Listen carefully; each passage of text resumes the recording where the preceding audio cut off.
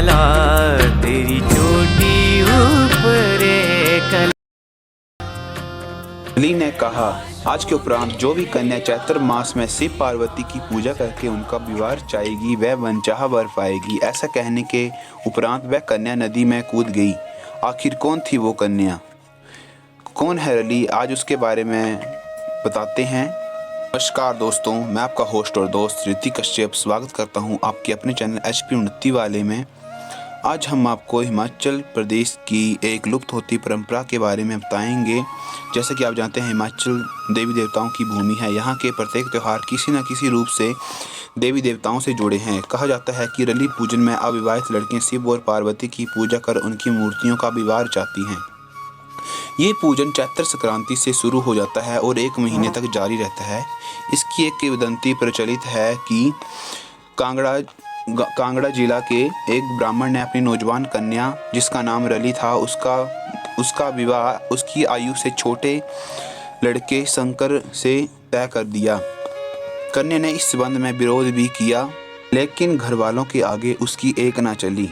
परंपरा अनुसार उस कन्या का छोटा भाई, जिसका नाम बस्तु था, उसे छोड़ने गया। रास्ते में एक नदी पड़ती थी। जब डोली उस नदी के पास पहुंची तो रली ने कहारों से डोली रोकने को कहा और भाई को बुलाकर कहा, जो भाग्य में लिखा था वो हो ही गया। मैं किसी को इसके लिए दोष नहीं दूंगी। अंत में पूरी जिंदगी अपने से आयु में छोटे पति के साथ नहीं गुजार सकती। रली ने कहा, आज के उपरांत जो भी कन्या चैत्र मास में शिव पार्वती की पूजा करके उनका विवाह चाहेगी वह मनचाहा वर पाएगी। ऐसा कहने के उपरांत वह कन्या नदी में कूद गई। जो दूल्हे ने उसे नदी में कूदते हुए देखा, उसने भी छलांग लगा दी। दोनों नदी की तेज धारा में बह गए। तब से ये त्यौहार प्रत्येक गांव में छोटी अविवाहित कन्याओं द्वारा मनाया जा रहा है। लेकिन आज की स्थिति बदल चुकी है। अब रली पूजन परंपरा बहुत कम मात्रा में मौजूद है। आज शायद ऐसी परंपराओं को संजोकर रखने का किसी के पास समय ही नहीं है और ना ही कोई रुचि। ये जानकर हैरानी होती है कि आज कुछ कन्याएं रली पूजन से अनभिज्ञ हैं। उन्हें ये ज्ञात नहीं है कि यह त्यौहार क्यों मनाया जाता है। सोमवार के दिन कन्याएं घर घर जाकर गीत गाती हैं, जिन्हें मोरली कहा जाता है।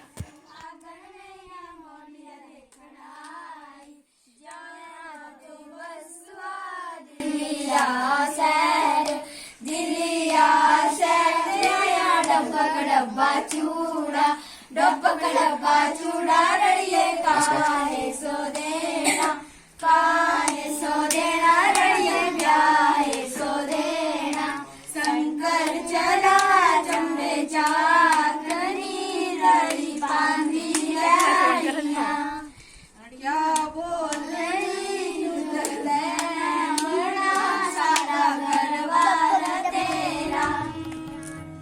आजकल के बच्चों को ये ज्ञात ही नहीं है कि ये त्यौहार क्यों मनाया जाता है, क्योंकि उन्हें अपनी परंपराओं से कभी अवगत कराया ही नहीं गया। आज के समय बच्चों को टीवी, इंटरनेट, मोबाइल से ही फुर्सत नहीं, तो त्योहारों को कौन याद रखेगा, परंपराओं को कैसे संजोकर रखा जाएगा।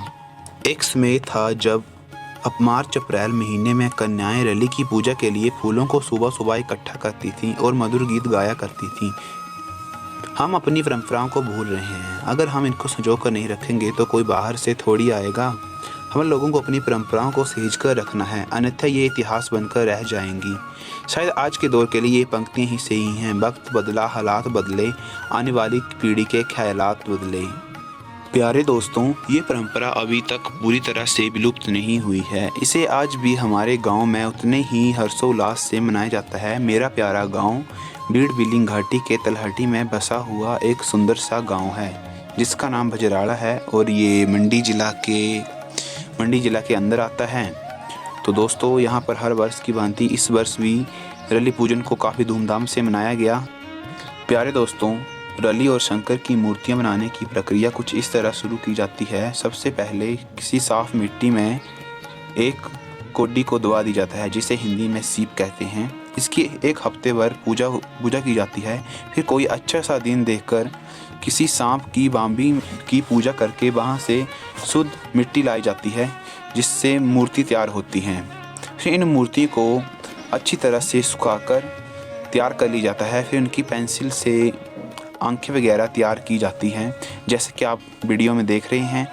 काफ़ी सुंदर मूर्तियाँ मेरे द्वारा बनाई गई हैं और जिनमें अभी कलर होना बाकी है। इनमें हमेशा कलर करने के लिए पोस्टर कलरों का उपयोग किया जाता है। आप चाहें तो और कलर भी यूज़ कर सकते हैं, हमने पोस्टर कलर यूज़ किए हैं। आजकल बाज़ार में भी रेडीमेड मूर्ति मिल जाती हैं, लेकिन जो बात हाथ से बनी हुई मूर्तियों की है वो बाज़ार में बनने वाली मूर्तियों में कहाँ।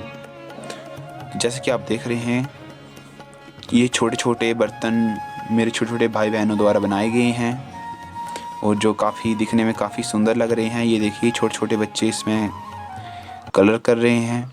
ये शिव और पार्वती जी का दहेज है। रोज़ शाम को मेरे गांव की महिलाएं और छोटी छोटी लड़कियां इकट्ठे होकर कीर्तन करती हैं। दोस्तों, अब आगे आपको पूरा शिव विवाह दिखाया जाएगा, तो वीडियो में अंत तक बने रहिए और वीडियो अच्छी लगे तो लाइक और शेयर जरूर करें। सब्सक्राइब करना न भूलें चैनल को। ले चलते हैं आपको विवाह की तरफ।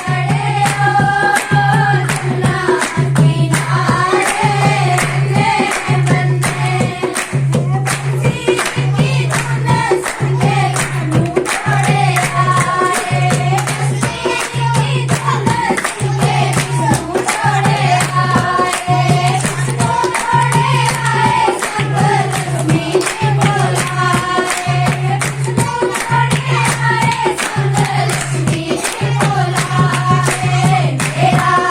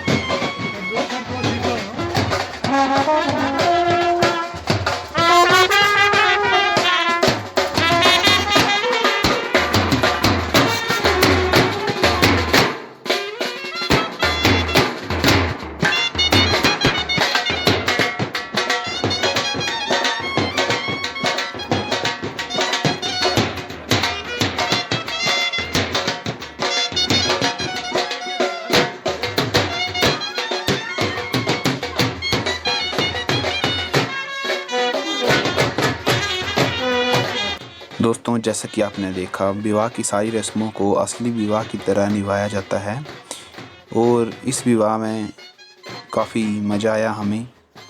और एंड में अब हम रली को प्रवाहित करने के लिए नदी की ओर जा रहे हैं। तो काफ़ी सैड मोमेंट होता है ये। तो आगे देखिए और बने रहिए।